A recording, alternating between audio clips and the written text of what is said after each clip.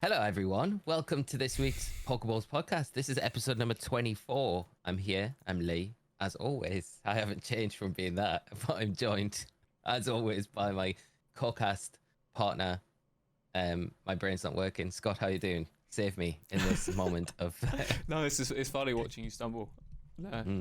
No, you're sleep deprived, as per. Sleep deprived. Sleep deprived.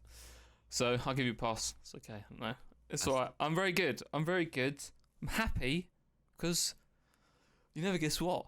The DLC is finally here. Or at least the Teal Mask is. So yeah, I haven't fully played it yet. I'm sure many of you are probably in the midst of your playthroughs. We're recording this as of Friday morning, so the day this drops.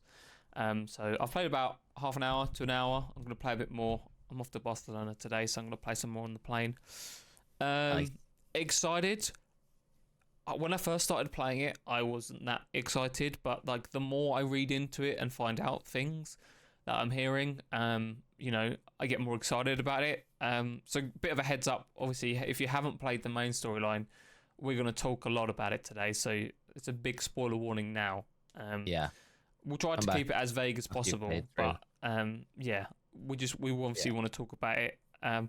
The biggest thing for me, which I am excited about, we were briefly talking about before the podcast, there's a lot of returning Pokemon. I think it's like 230 or something. 102 altogether. Okay. But new the evolution Pokemon that are traded in. Okay, it's not bad though. So it's not bad amount of Pokemon. Yeah. We get the Gen 4 starters, as you revealed to me before the podcast. Empoleon, people are gassing up Empoleon because it now gets competitive, has its hidden ability, which is really exciting. The Gen 4 starters are the best starters, so anyone can dispute me in the comments, you're going to lose. I would probably agree with you on that as well. I love them. Gen 4 starters, so great starters. So yeah, it's very exciting. As we mentioned last week on the podcast, it felt surreal for it to be so close, and now it's finally here. I know a lot of people may be thinking it's not a load of content, it's still DLC at the end of the day, but as with the Crown Tundra, was it the Crown Tundra that came first? Isle of Armor. Yeah. I feel like the Indigo Disk is going to be the much larger part of the DLC, based on what we've seen so far. But it's exciting. Yeah. Like we said, we've had some big nods in the game. We'll talk in a minute, but again, big spoiler warnings. This one you literally see like right at the beginning of the DLC. So if you have started playing it, you probably know this already. But it's cool, mate. It's very exciting. I don't know. Obviously, you played through it way before me. I mean, you were up early playing it. So what are your like first sort of like opinions or impressions of the DLC so far? I really enjoyed it, mate. I think the story is brilliant. The continuation, the link-ins, the tie-ins to Paldea. It's really good. It's good fun. I love the whole story with Ogerpon and the Loyal 3. I think that was really cool. The little features as well that you've got in there with the new Pokemon as well. We haven't got many new Pokemon in the games, but the ones that we have got, very cool. Sleep Blood Moon, Ursaluna.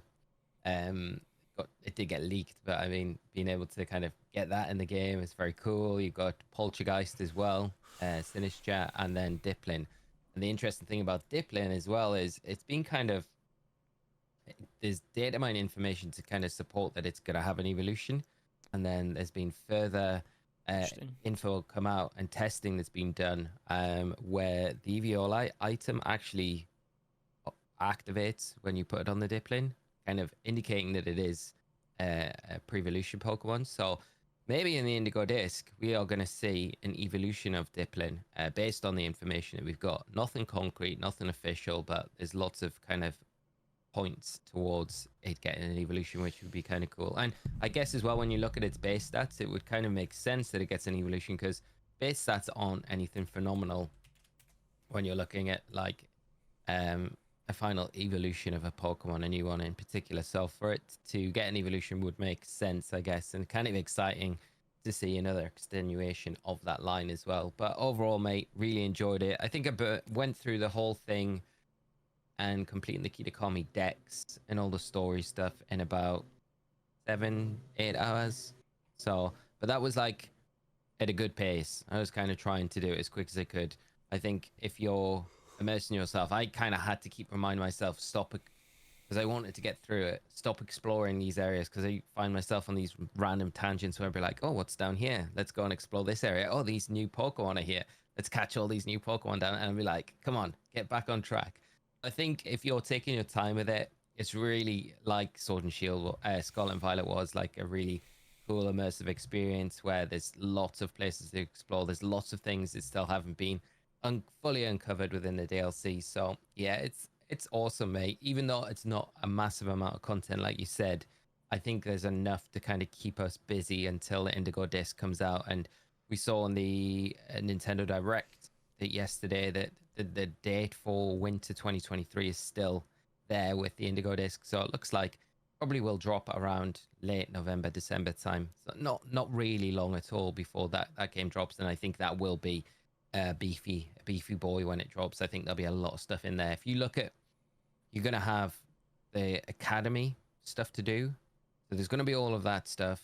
You're going to have the terrarium, which looks massive. It looks like it's probably the size of Kitakami, the terrarium.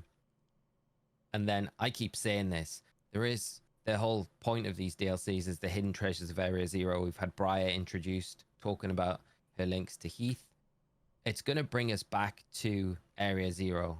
So I imagine there's going to be a lot to do down there. So you've got to think it's going to be in probably two levels. We're going to be at the Indigo Disk, and then we're going to be coming back to Paldea to finish off the games, finish off this story, which I think for once is really nice, because we didn't really get that in Sword and Shield. We didn't get a continuation, a kind of wrap up of the whole story. There, it was all done in the base games, right? Where this is like spread out over these DLCs as well. Yeah, which we don't know the full answers, do we? Yeah, and we know we're going to be getting, Raging Bolt, and the other Paradox Pokemon. So I can imagine it's going to go. Yeah, we've got the Paradox Entei. It's going to be it's going to be and Tracheon. It's going to be it's going to be nuts, mate. It's going to be nuts. My camera's not. That's all right. It's all right. No, it's all right. I think. Shall we talk about the biggest thing that happens right at the beginning? Get into it. I sent Lee a picture of this because it literally happens. So to get into the DLC, as you probably know, you get a phone call from Jack saying there's a field trip to this new land called Kitakami. Please come. It's fine. It looks okay from mine. Okay. Please come to the Unova Academy and to meet us before we go, blah, blah, blah. So you go there and you get to meet Briar. And she goes, oh, I'm a teacher from the Blueberry Academy. The Blueberry Academy, which is in the Unova region. Like straight away, it's like bam, Gen 5. It's there. It's just there. So the link is just like all these theories of like which will we get. It's like next Pokemon game is going to be Gen 5, a version of Gen 5, and I think because I don't think it'll be Legends game. I think if they do it won't be the main, like it will be a main series continuation or remake, and then they might do a separate Legends game for it. But I think what's really cool is like if they do the continuation / remake of Gen 5, we could have the Blueberry Academy in it. Like it might be there. That's very, very true, isn't it? You know, if it exists in Unova, we've literally just been told that it's in Unova. Then it's got to be there in the remakes, right? I guess as well. That's a really good point. You know, if we're going to be going to Unova again in a Black and White 3 or whatever they coin it, if it is a future game, which is like present time to Scarlet and Violet, right? Mm-hmm. You've got to say, it would be cool to see it a bit further down the line with whatever expires in the Indigo Disk DLC.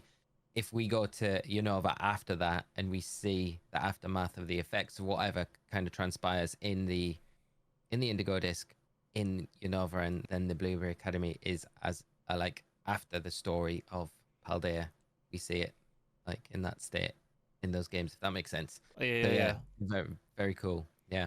Especially if we can access the terrarium as well, and that's how we get all of the that would make a lot of sense. Paldea Pokemon and some of the other regional Pokemon in those new games. It would be absolutely insane, but I don't know how they would do this. If you could go into one game and get to the other. What link up? Just be like, you go to Blueberry Academy, and you can get to either from either one, but you just have to have both copy of the games or something. I don't know how that would work. I'm sure they could find. Maybe you'd have to close it down, but then that kind of defeats the object. I don't know, but it's still like I said. The first time since Hot Gold Soul Silver that they've had 2 regions in one game. If they did that, well, yeah, I guess the only way it would work is they'd have to put the whole of Paldea in the black and white remake, wouldn't they? Really, that's the only way you could get to them from if you wanted to do it that way, which would be pretty wild. That'd be a huge game, but I won't put it past them. Like I said, they've done it in the past. It could happen as well, because if we're really looking at it, we pretty much know that the successor to the Switch is going to be coming out next November or around like fall time next year, right? Mm-hmm. So it makes sense that if it was a really big chunky boy of a game, like the new Switch is going to be able to support that. You need something. You'd need something to push the sales of the Switch, right? We're not. As we've discussed many times, what game are they going to drop? We originally thought, okay, then maybe they might drop it in, because the Switch launched in March before 2017, I think it was. Yeah. So we originally thought, we might get it first half of 2024, but it looks like it's going to be towards the end, which again just makes it makes sense because it's near Christmas, right? But it all comes down to this big question: which launch game are we going to get with it? There has to be a launch game. Obviously, it's going to have backwards compatibility. They've already confirmed that, but what game are you going to try and get people to entice to buy to play on this new console? And a Pokemon game makes a lot of sense. It's not going to be Zelda because they've done it. They are remaking a Mario game, so it could launch with that. I don't know what one it was. Austin John was tweeting about it. Don't know what one it was, but it could be that game. But if it comes out towards November, that is when we know we will get the release of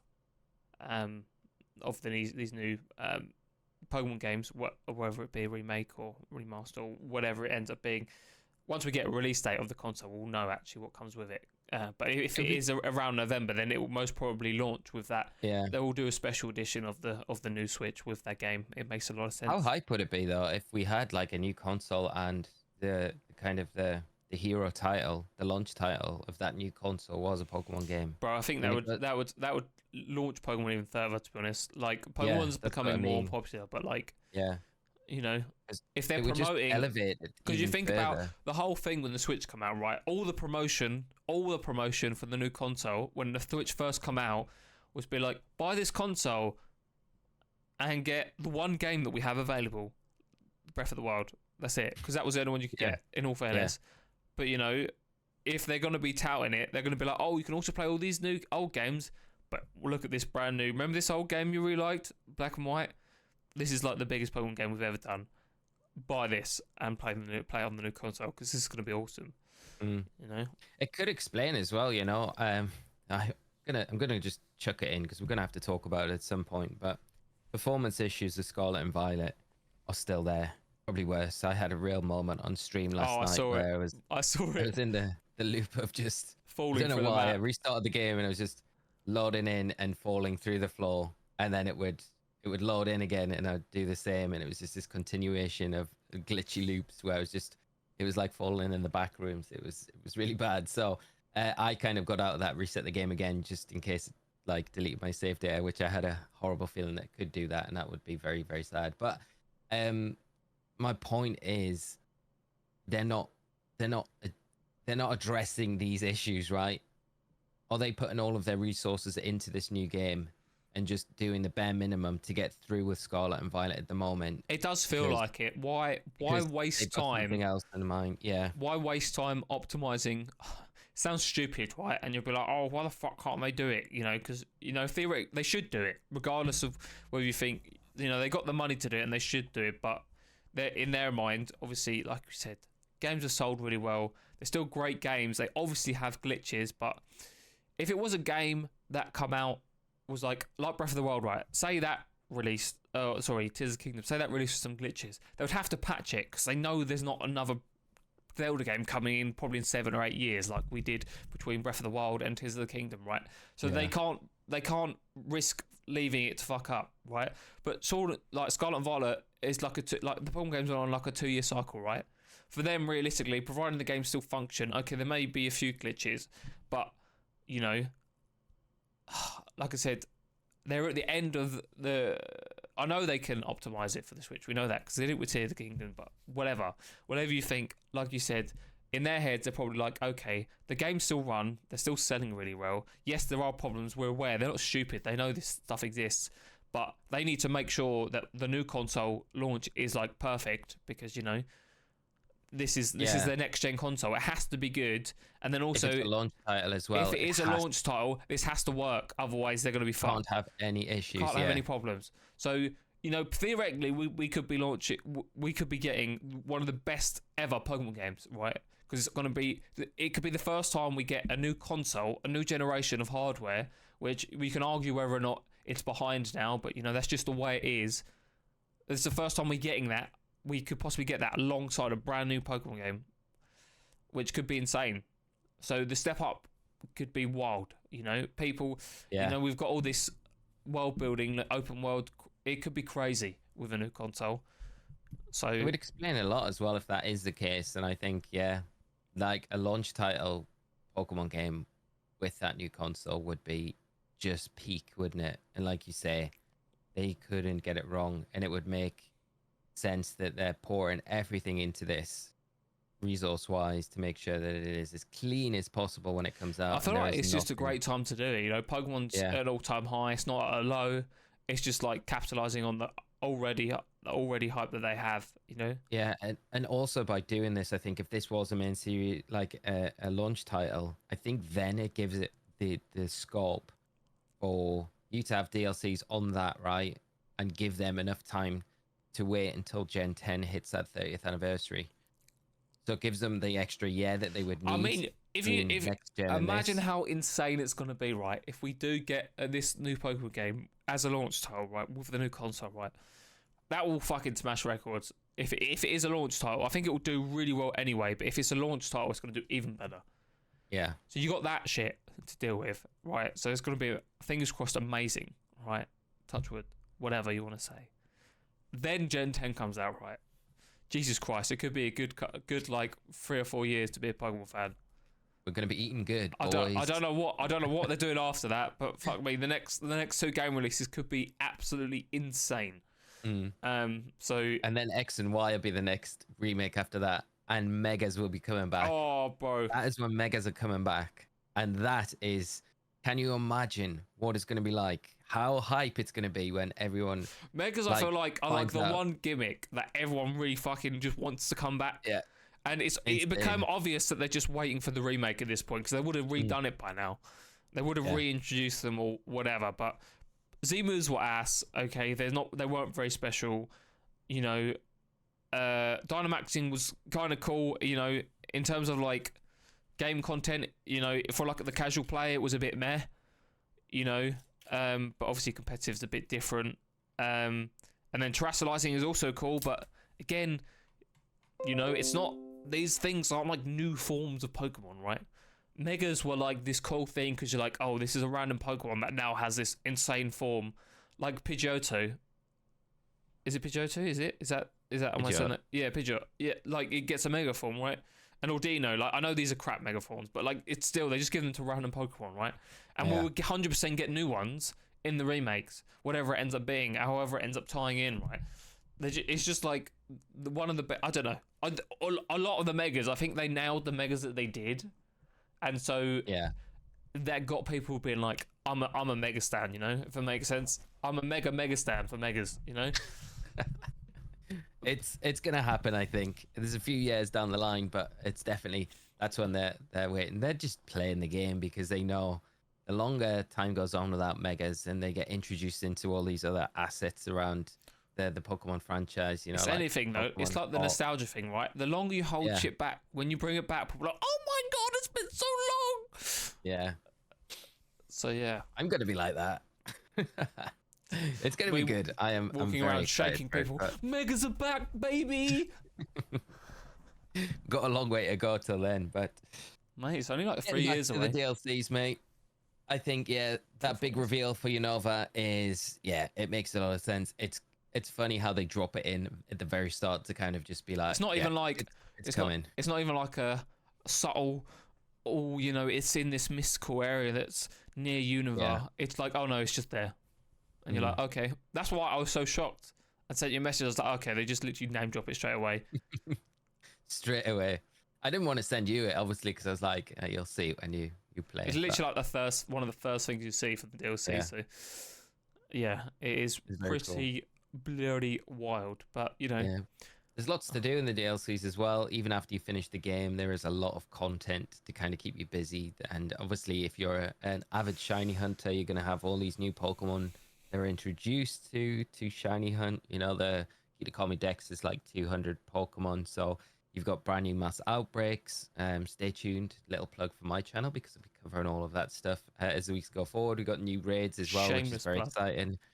Shameless plug. And the Ogre ousting as well, which is for how you obtain Mochi, which is the new EV increasing and decreasing item that we've got now available. I'm not 100% sold on it being any better than vitamins that we've got now. Depends how easy they are to obtain. Well, that's the thing. I think there's 3 difficulties to Ogre ousting. Again, I will cover a full guide on this on the channel. But the easy mode is easy. You can do that solo. The normal mode, you can do solo. The later stages are a little tricky. And then you've got the hard mode, which is impossible to do by yourself. You can only do that with other players online. So you need a team of 4 of you to actually complete it. But you complete there are rewards for unlocking each level. So for the final one, if you do the hard mode, do stage 10, you get a shiny Munchlax as your reward, which is very, very cool. But like I say, you are not going to be able to do that solo. And I even had people in stream, we were talking about it last night, saying, I'll be a week, someone will figure out how to do it solo. And I'm like, this isn't like the Mewtwo raid. This isn't like there's a possibility of being able to do it solo. You're just not going to be able to, I don't think. So that is a feature that you can do online with friends, and that might be something fun to do where you're going to be able to rack up a lot of these Mochis, but 1 Mochi just increases your EVs by 10, so it's the equivalent of a vitamin. You do get the so did you get the Mochi at the end of completing each mode, or do you get it as you go along? Yeah, if you're doing like easy mode, at the end you get rewards. You'll get the Mochi in there. You'll get other rewards as well, like evolution items, some rarer items as well. So it's a nice way to get those, like prism scales, Reaper cloths, things like that. So it's really good for those exclusive items. So it's another way for you to kind of get them if you've already picked them up around Kitakami. But I don't know what the reward drops, if it'll be worth it time-wise for you to do it to get the Mochi. The only good one is the one that can remove all EVs, so you can reset your EVs really easily with the one that wipes everything, so it like starts fresh. That's super useful. We needed that. That is useful. Nothing about terrestrializing, but I guess if we were going to get some way of making terrestrializing easy, that would be in the Indigo Disk. If you complete the Dex, though, you do get it's like a Terra Charm, and it does increase the amount of Terra Shards that are dropped in Terra Raids after you've got it. By how much? So that's I haven't tested it yet, mate. So that's another video that I'll be doing on the channel. So I've got obviously I cover a lot of the raids myself. So I've got all this data already on Terra Shard drops from not having the charm. So all I need to do is just get a good amount of Terra raids under my belt with the charm now, and then compare the two and be able to easily work out the percentage increase. Hopefully it's a lot, but I'm kind of skeptical at the moment. But I've heard some good things from a few people saying that it is quite good, and that it is evident how much. And then if you stack that with the raid power as well, Sandwich, that might increase it even more. So it might be quite easy to do. You're still going to have a bit of legwork. It's not like you're going to be able to pick up one item and have that help change your Terra typing like we were kind of hoping for. But that might come in the Indigo Disk. We don't know, so we'll see. Exciting. Yes, very exciting. Exciting times. Yeah. You've got Barcelona this weekend, mate. You've got to talk about that. Well, there's not much to say, really. So I'm going to win Barcelona this weekend, guys. And then I'm going to grow a mullet out after that. So there's not really much else to say. No, it's exciting. For the first European European competitive event this season. So that will be exciting. Numbers aren't huge. It's not a huge venue, it seems, but it's only a special event. So It'll be really good. A lot of fun. It's the last Regulation D tournament as well. Yep, I'm excited because I haven't been to a tournament since EUIC, so you know, Be great. it's been exciting times to be honest. Good to get back playing Mons again. Barcelona, I've got a trick on team with Barcelona, so it's just an absolute beast. It just kills stuff. It's gonna do good, so mate. much stuff. I have full confidence that you're gonna have a good run. I get to use Cresselia as well. Cresselia is one of my favorite Pokemon. So, Yes, yeah, and then obviously Regulation E we briefly touched on for the podcast. It sounds going to be really exciting because it's going to be hype because of the Pokemon that are coming in, particularly the Gen 4 starters. Infernape looks like it's going to be really good. Empoleon has had a buff. For those who don't know, it now gets competitive in Gen 9, which is really good. It has really good typing and a decent move pool as well. So could be very good against Flymain and stuff like that. We've got things like Grassy Glide back now as well. Grassy Glide is back for Rillaboom. Ivy Crouge, which is the new move on Ogerpon, which is Ogerpon I think is going to have a huge impact. Is Ogerpon allowed? Yeah. Okay. Ogerpon and the Loyal 3 as well. Which is Pheasantipity, Munkidori, and Okadoji. Yeah, I think Ogerpon's probably going to be the one that everyone uses, I'd imagine. I don't know about... Pheasantipity is actually really... I think it's going to probably be quite good, like more supporting role, but I think it's going to be very irritating to play against. And Toxic Chain is a very, very interesting ability. What does it do? So I don't know off the top of my head what the rates are, but every time you use an attack, there's a chance that you can badly poison the target Pokemon. So when we're going in, if you look at it just on the outside, when you're looking in at the potential of Regulation E, there's a lot more Pokemon that can slow down the metagame, make it very, like, you can reposition a lot better, bulky Pokemon. So the Toxic Chain ability actually gives you a really good way around those kind of annoying Pokemon, especially like things like Cresselia in particular. You can badly poison Cresselia, then you instantly put a ticker onto it at that point in the game, right? It's only got so long left. Most Cresselia do have Lunar Blessing though. Does it get rid of status conditions? Yes, it does. Oh, so that's one way of Cresselia getting around it then. Yeah, I mean, most people run it. That's why it's really good. Yeah. Because if your Pokemon gets put to sleep, it's really good against Amoonguss. You can wake stuff up.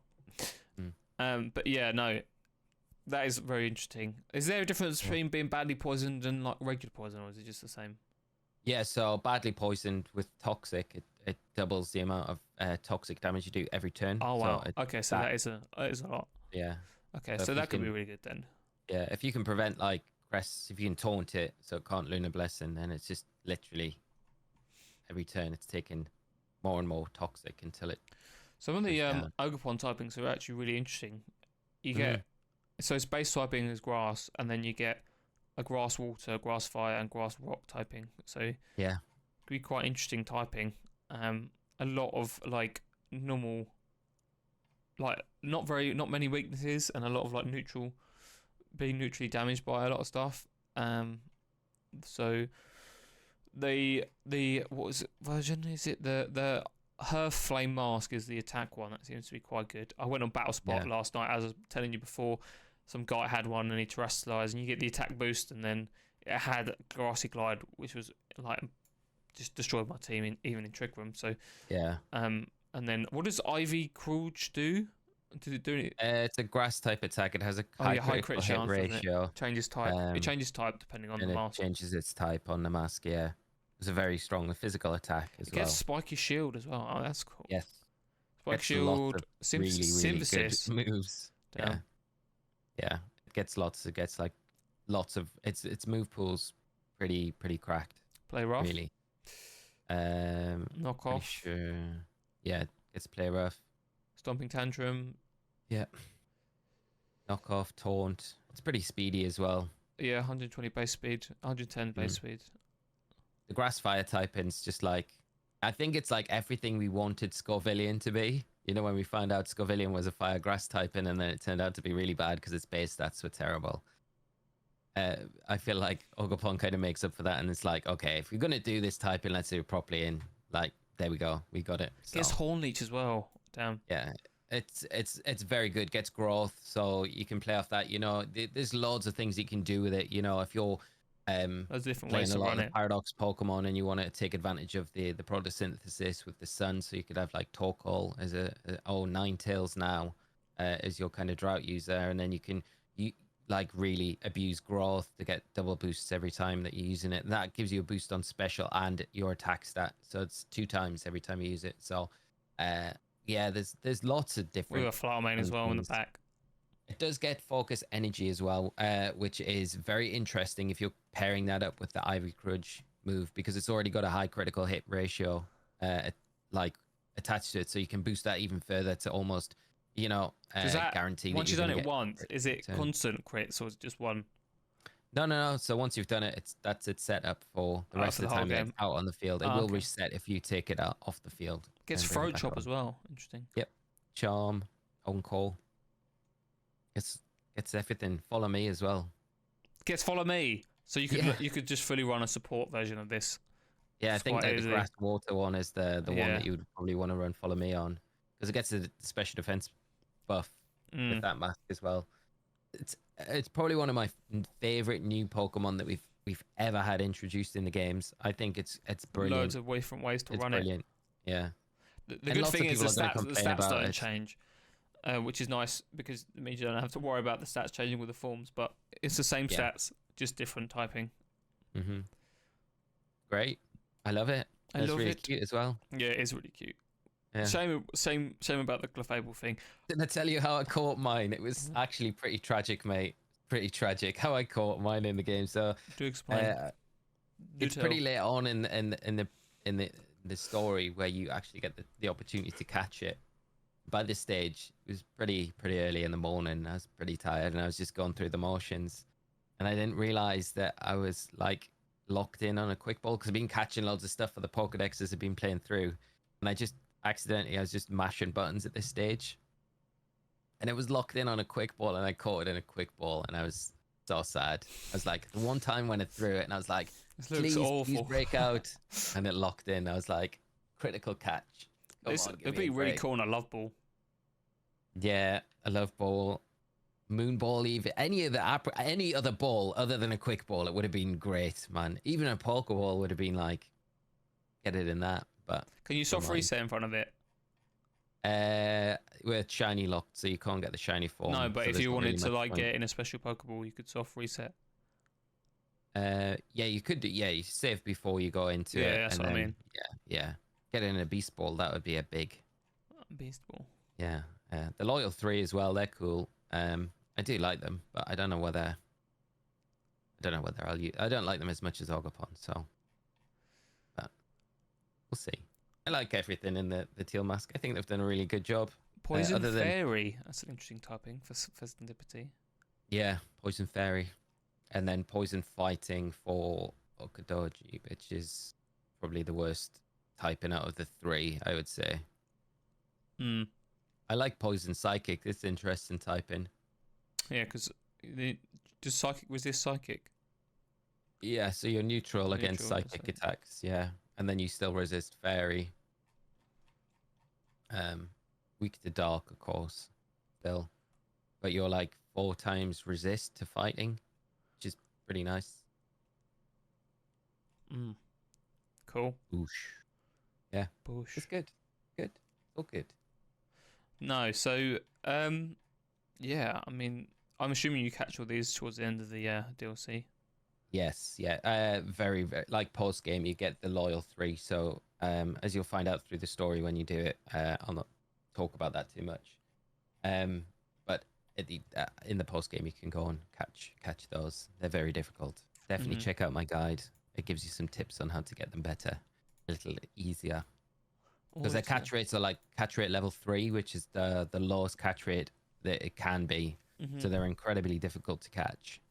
Oh wow, Yeah, that's annoying. really frustrating. Really, really frustrating, mate. I didn't know. Yeah. I didn't know that was a thing. I just know when I was trying to catch Iron Hands for this event, they seem really hard to catch. Super stubborn. Yeah, the loyal 3 are way more difficult than any paradox. I've still got Pokemon, my so- Master Ball, but Maybe you could use those. Yeah. It's an option for sure.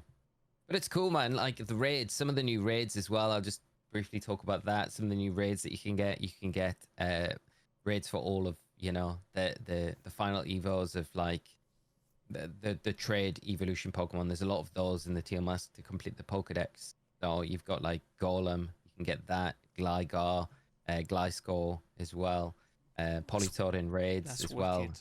Yeah, with the hidden abilities as well. And you can catch Pokemon with their hidden abilities. So I caught the shiny Coughing that I caught was the only shiny I came across in my playthrough, but it had neutralizing gas. So it's like very cool that you can get the hidden abilities out in the wild as well. But yeah, the raids, you can get Milotic in the raids. There's loads of stuff. It's really, really fun. It's good, and just have these new Pokemon available as well. So yeah, it's all good. Or as you would say, or Gucci. Oh, Gucci gang. Switch. Yeah, man. What else can we talk about? What else is going on? Regulation E got extended officially because there was those. I think on the last pod we were kind of talking about the release date of the Indigo Disk, when that would likely be.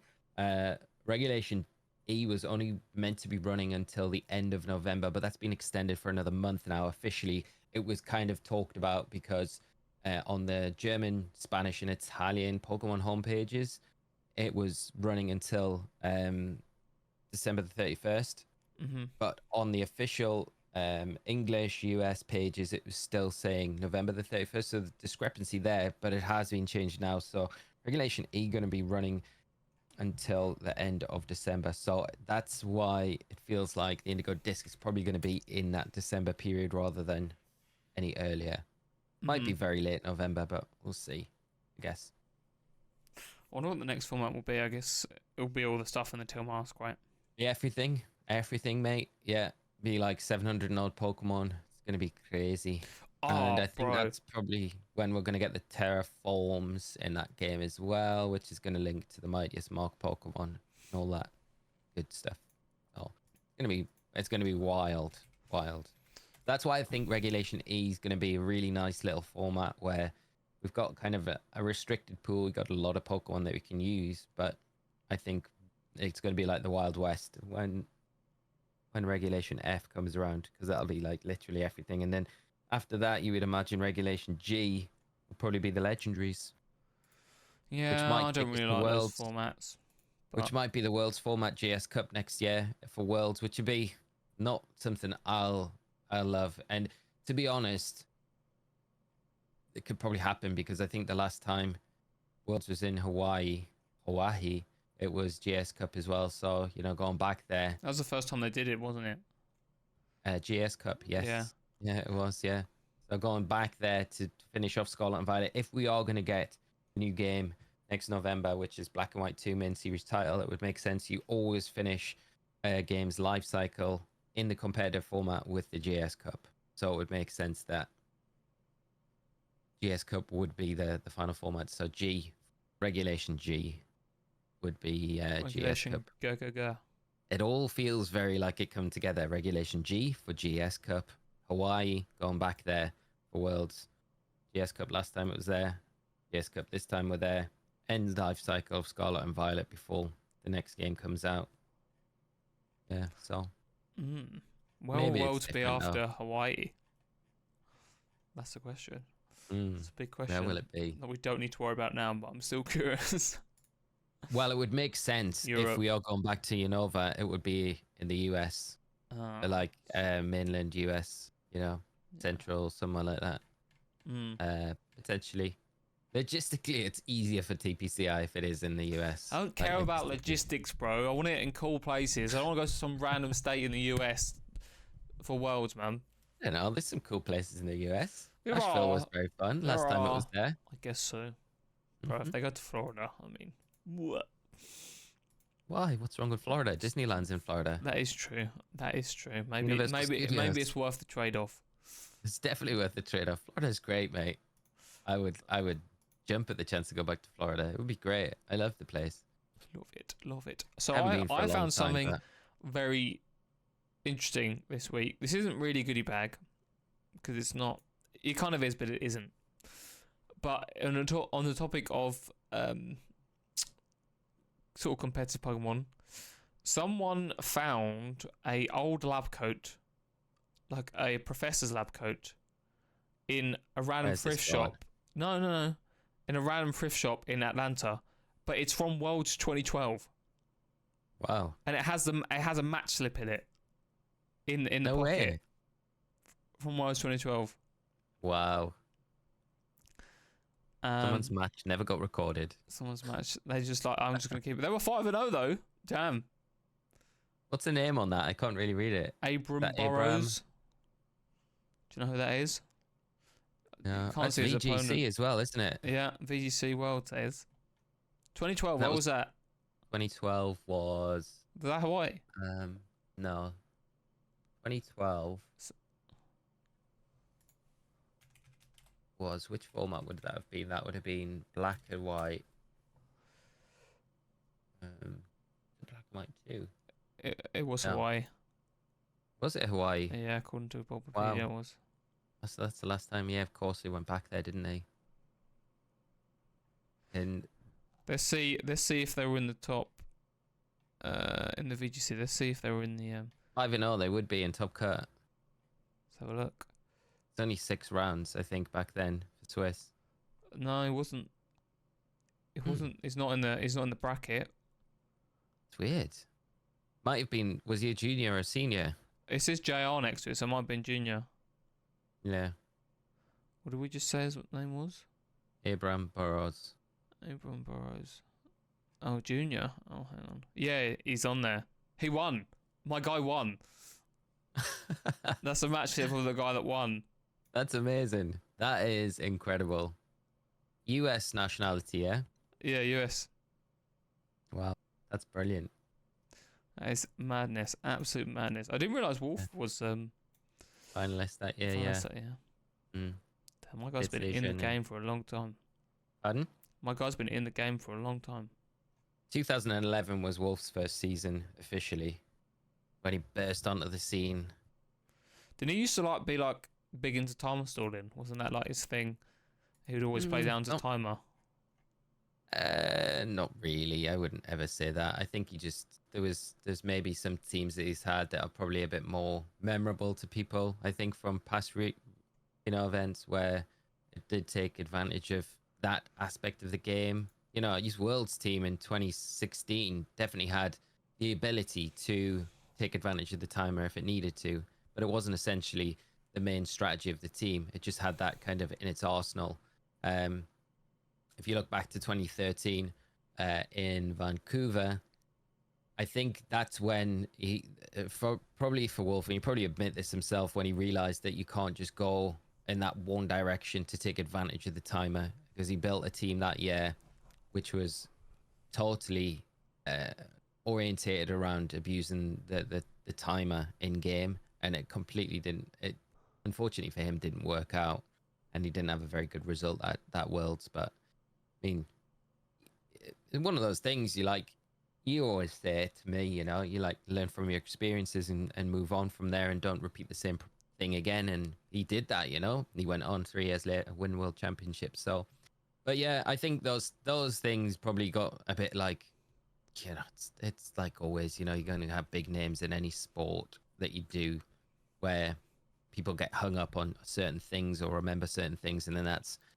you know, maybe something that players get remembered for more than what it was really. And I think that's one of those cases where, you know, he's just smart with all of the things. He takes advantage of every aspect that he can do in the game. And I think it's a good example for a lot of players to kind of consider those things as well when they're team building and playing and things like that. But yeah, I wouldn't ever say that's one of his traits for his gameplay. I think it's always something in the back of his mind. And if you're playing him, it's something that you will take advantage of, because at the end of the day, winning is all that matters. And it's actually really interesting. I was talking to, you know what it's like, I feel really awkward explaining it to people, but my boss at work, I was talking to him about it, and I was like, people always ask me where I go, because I random trips to Europe, like, oh, what are you doing? And I explain it to people, and he was sort of asking how it works, and I was just like explaining it, and you know, not a lot of competitive games. I guess if you look at a lot of competitive sports, it's like that. But a lot of esports, they're not like, you don't come across many that are solo based. And to be consistent in a game where the player base is growing, but you're not relying on other people to hold you up is definitely sort of commendable. Yeah, that's why I always look back at Ray. I think 3 years Ray's in a row, accomplishment absolute is just madness. incredible. Do you think even back then, considering that it wasn't as popular and there weren't that many players, it was still impressive to win 3 times? 100%. Look, it's a different game now. The average skill level of players is exponentially higher, but at the same time, it will. This is why I want Ray to come back. I was even saying it to him at Worlds this year. I said, come back and play. I was like, you need to show the new kids on the block who Ray Rizzo is, and he's more than capable of doing it. I still stand by that he's probably the greatest player of all time. Really? He's more than capable. Yeah, 100%. Guy is just made different. Yeah, but he hasn't won anything past the Worlds, has he? Yeah, but he's never had a full season playing properly. And when he puts time into it, like this year, he put time into it, qualified for the Japanese nationals, right? Yeah. And he got screwed out of it because of that whole situation that happened. So it's like, how can you kind of showcase your skills or what you can do in the format when you're getting handicapped all the time by these things? And obviously, life gets in the way as well. Sometimes I don't think he's been able to really put the time in like he used to, into the game. So, there was some positive signs coming out from him to say he might have Just a go, have a crack at it this year. And I said to him, I was like, it's in Hawaii now, Ray. That is the last place that you won the World Championships, right? You have to defend your title. You've got to go back. You've got to give it a good crack. How sick would it be, bro, if he goes to Worlds and wins again in Hawaii? That would cement it, bro. That would be so sick. I think everyone would be rooting for him. It'd be hard not to. It'd be really hard not to. And at the end of the day, I've known Ray for a long, long time. He's such a nice guy. So it would be great to see him do it. And he is nice. I got to meet him at EYC 2017. He's brilliant. He's lovely. He's brilliant. Lovely guy. That's what we need. We need a repeat. We need Wolf Ray final. Wolf to get absolutely decimated by. I don't know how it went before, but I don't know if it would go down like that. I don't know. It's really hard because when you get to a final, you kind of want it to be. You want it to be a really interesting game, but then also it's really impressive if they absolutely curb stomp them. Just outplay them. You're like, she's just unbelievable. We always say in big events, the finals never normally the best match of the tournament. It's normally your semi-finals, quarterfinals, or the real peak kind of matches to watch in any stream tournament. They're normally where the games are really thick, fast, and you get all the action and some brilliant players. For those players to make it to the final. And the thing with the final is as well, you're really conservative, right? Because they've had a day to think about it. All that planning, all the time to plan out everything. So yeah, it's it never normally is. Play less risky. Yeah. So but yeah, just how it goes. But we'll see. Lots of exciting things to look forward to. I always say this every week. Just feel that way. I get kind of get a bit I feel like the DLC come out and I was like, it's kind of here now, a bit underwhelmed, and and then I talked to you, and then I talked to other people. Obviously, I'm going to Barcelona this weekend, so to play Pokemon. So I'm sure I'll get hyped up again just for Pokemon in general. But there is loads of stuff on the horizon. Obviously shit takes time. It'd be boring if we got everything at once. But there's loads of stuff to look forward to. And like you said, Pokemon's one of those things that I forget. How much I love it. I think competitive. I used to love it when I was younger. But competitive Pokemon is the thing that is the thing that's held me in, for all the experiences and stuff. And as an esport, it's really interesting. As we just briefly touched on before, how big will it get?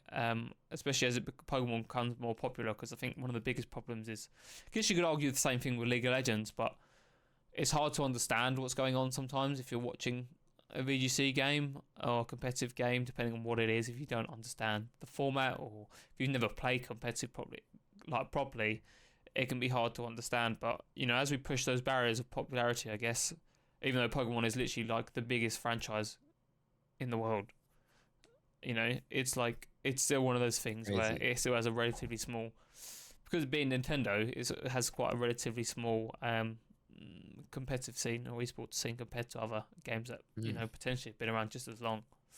So, and it looks like it's only just gonna get better. Bigger. Yeah, that's the crazy thing. Really crazy. I think that's it. To be honest, today I think just left you hanging there, seeing where you were gone. No. I think we've covered everything quite nicely. Like I said, we don't want to spoil too much. Next week we can really sort of dive into stuff because the game's it's only been out for 2 days, so don't really want to ruin the storyline or anything like that for anyone. So let us know if you've started to play the DLC, which Pokemon you're most excited for. Let us know in the comments. Personally, I'm excited for the Gen 4 starters, as we touched on earlier. Hashtag best starters. Any tips or tricks for the DLC, let us know as well. And then if you're listening on Spotify or Apple Podcasts, please leave us a review. It really helps us a lot. We love you for each and every one of them. We appreciate if you made it this far, because not everyone stays for the whole podcast. So we do read the comments. I read every single comment. I try to respond to everyone. And make sure you come back next week, because we'll get an update on how Scott performed in Barcelona, his experience from that first event of this season. Come back with my mullet. I was literally thinking the other day how, like, not depressing, but like, oh yeah, if I win, like the prize will be so much better now. It's like you don't win any money for Barca, but you get the world's invite, which I think is the most important thing. Now, dude, I feel like that's more valuable than the money now. No, I'll take it. I'll strip it back even further. The pride. The trophy. They don't give you trophies anymore. It's a medal. Well, yeah, a medal, a trophy, the medal's whatever. Crap, bro. I want a block. I want something I can kill someone with. I want to. The blocks are so cool. The medal is great. The medal's great. I just start every time I walk up to an event, I'll just wear it around my neck, just to remind people in front of me that I won. You take away all of the invite stuff, all of the money, and just have a trophy or a medal, and that's all I care about. Getting that first place when I go to a tournament. I'm hitting Lille hard, mate. Oh yeah, we will be hitting Lille hard. I'm gonna win it in the finals, babe. Pokeballs Podcast finals. Could you imagine? That'd be fun. Exact same teams. I'd love to absolutely decimate you as well in a final. I'll just play so super weird. Got to bring the unexpected. That'd be really fun. I would actually have a mullet in my bag ready to put on for that match. Really throw you. Have you ever had any like games against people you've prepped with? I thought you were going to ask me if I'd ever had a mullet. Have I ever had what? No, you do occasionally get these matchups, don't you, where friends that have team built together. There was that infamous one. The guys were deliberately trying to stall the game out as long as possible, but they're the exact same team. It was last year in one of the regionals or something. I think it might be in Utrecht or something, but it's always interesting because you get a lot of players that team build together. Mm-hmm. And I think in the UK we struggle with it a lot. We don't tend to do it in like the US and other parts of Europe. They tend to make an effort to sort of try and build teams and practice together. In the UK we don't. For some reason people don't seem to do that. No, so it's sort of common for people to run the same team a lot of the time. So it'd be really interesting. For a final to be like, oh, you team built together and know exactly how both teams work really well. So that would be like a really weird scenario, but one that would be very memorable. The outcome would be a very happy regardless. Either way, it's always going to have a good outcome, isn't it? But yeah, no, that is pretty much it. Is there anything you want to say before we go? Nothing. Sign off. Nothing. Just hope everyone's enjoying the DLCs and also good luck in Barcelona. Thank you very much. Safe travels out there and back, and have a fun time at the tournament with all the fun VG crowd. So, gang. Yeah, I will be working relentlessly on content for the channel. Is the reason I'm not going to Barcelona. I knew the DLC was dropping, so I need to prioritize content for the channel. So I'll be doing that this weekend. And mate. Excellent. That's it. Well, thank you guys for watching. We'll see you guys next week. Goodbye.